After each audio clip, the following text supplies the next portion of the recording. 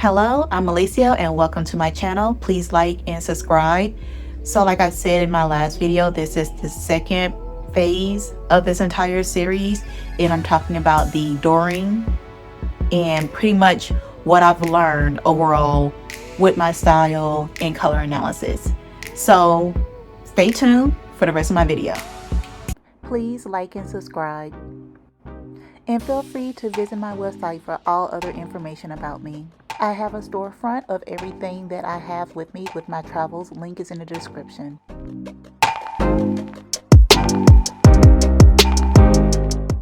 So, contrast levels explained. So, I am not a professional. I am talking about me. I am talking about my stuff. Okay, I'm in the mindset of this is me, this is my stuff, this is what's happening. Okay, so for the first part of this video, because you know I gotta keep an iPad, what contrast means visually. I am going to show some things, but contrast. So we're pretty much talking about patterns and pretty much the difference of one, how big the patterns are, which is one thing, and then two, how different the color and or color scheme is. So something that's less contrast, this isn't necessarily a good example. These are very much high, where it's like different tones of the same color but in a pattern, if that makes sense. Because like if some people are very visual, okay, this is, yeah, okay, this is better. So this right here would be considered maybe medium, but more on the low, because you got like different variations of a pink essentially. So just to let you guys know overall what contrast is overall. So when you have contrast in your work, especially working with patterns, there's a lot of nuances between polka dots, how big are the polka dots, and I'm just using a very common, or I could say stripes and stuff like that, but how big are the patterns. So for me, I need bigger patterns, bolder patterns, like just very sweeping overall patterns just in general. So you can get that color, but it's more of a very artsy, abstract type of feel versus something that's real tight. So let me see if I can find something here. Well, it's not going to help because it's like how big is printed on the fabric compared to how it sits on your body. So the best way I could say, you know, you have polka dots, but then you have polka dots that are super, super small. Like they can literally be like little bitty. Like you have to walk up on the shirt to see the polka dots versus the big whopping polka dots everywhere. Like, so there's different variations of it. And then when it comes down to the pattern overall, there's certain nuances between it.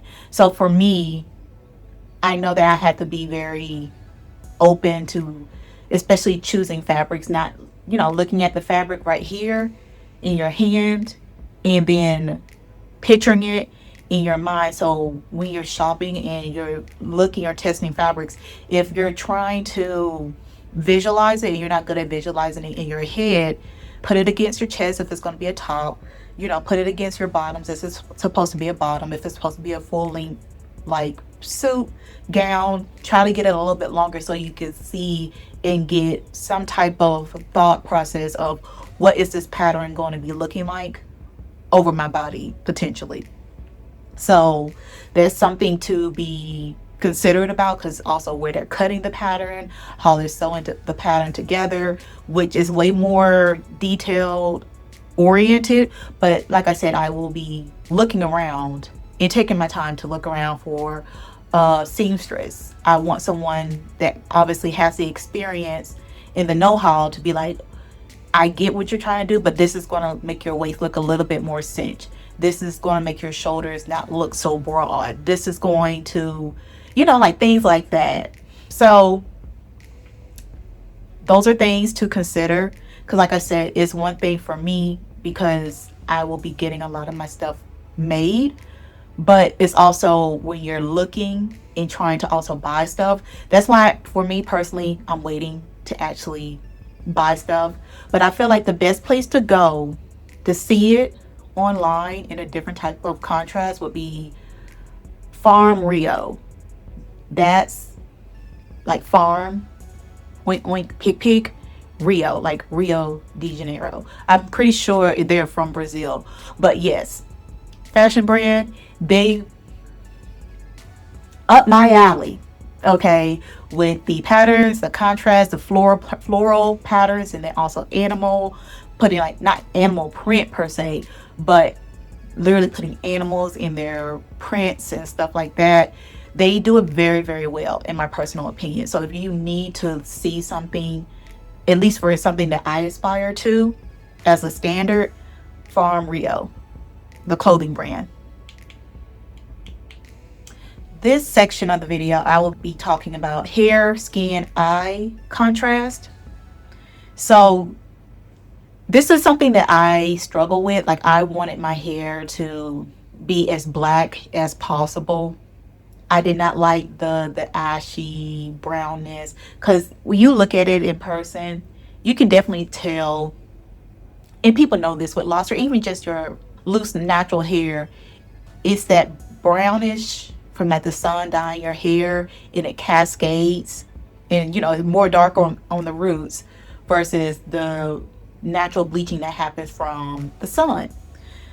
But when she showed me and put like the color of the hair swatches and stuff, and showing me how it will drain my complexion and drain my skin, especially what type of black, like if it's like a blue black versus something that's more warm. And my hair naturally, like especially in the sun, you can see it where it has like this reddish deep brown undertone. So she's like, that right there, your natural hair color, and the sun picks up on that undertone that you also have within in your skin too. So yeah, I was like, that is really interesting.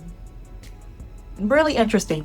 So it's crazy that after all is said and done, my hair color is pretty much perfect the way that it is to compliment me. And she doesn't necessarily know this because she's a Vietnamese woman, so I'm telling her, like, when your locks get longer, it is going to be more of that ombre effect. And she was like, well, even better, because you'll have a natural ombre and stuff like that can highlight and add more dimension to your hairstyles. And I didn't think about it that way. I didn't think about it that way. I was like, tell me more about how amazing I am. Thank you. So this part is going to be a little bit tricky to explain, in my personal opinion, because like I said, I'm not a professional. But how contrast affects patterns and makeup. So for me, honestly, this would be the most that I will probably be doing if I'm wearing high pattern, high contrast outfit. This is the most that I will be doing. Maybe a little bit of eyeshadow, but it's going to be very neutral just to add dimension to my face. And I will probably be just doing like a gold highlight, and even like with the red lip, it'll probably be a little bit more muted, having jewelry and stuff on, because I'm talking about like a complete outfit. I will be wearing the outfit, not the outfit wearing me. And sometimes less is more. You do not want just so much going on. Like, it's one thing at night, you can slap on a little bit more like eyeshadow and stuff like that, but it sort of cancels itself out for me. I don't necessarily like wearing blush like that personally, but the eyeshadow, I will do some crazy color eyeshadow, but I will keep it muted when I have way more color and pattern and stuff like that going on in these outfits. And that's not to also exclude like my nails and stuff like that, because that also adds on to your accessories. And I always do crazy nails, crazy nail color, that type of stuff. Imagine a very high contrast, and then you got bright nails, bright toes, like the gold. Like sometimes less is more, and especially when you're wearing like ear accessories and stuff like that. Like just let your shine, your beauty, and your confidence radiate because you're existing. But when you're existing as this very, how do I say it, like picky up, but that maximalist vibe, and having like that rich luxury feel, like that boutique hotel that's like very refined, and the interiors are very detailed and very extra, and you have all this ornate decor, like crystal chandeliers, like that type of vibe. And but when you're like physically putting it on, more calmer hair. I'll probably have my hair a little bit more like pulled back and stuff like that, so you can't see my face. But yeah, those are just things to think about when you're doing such like a crazy outfit. And this is just for like normal everyday wear. It's one thing if you're having like, I guess, like a really big party and the theme is something else. Like, I'm not talking about going in costumey.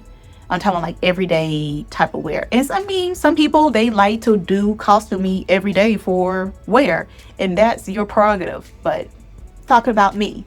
So I'm just saying that is my theory on how hair, skin, and eye is going to go all together with my contrast.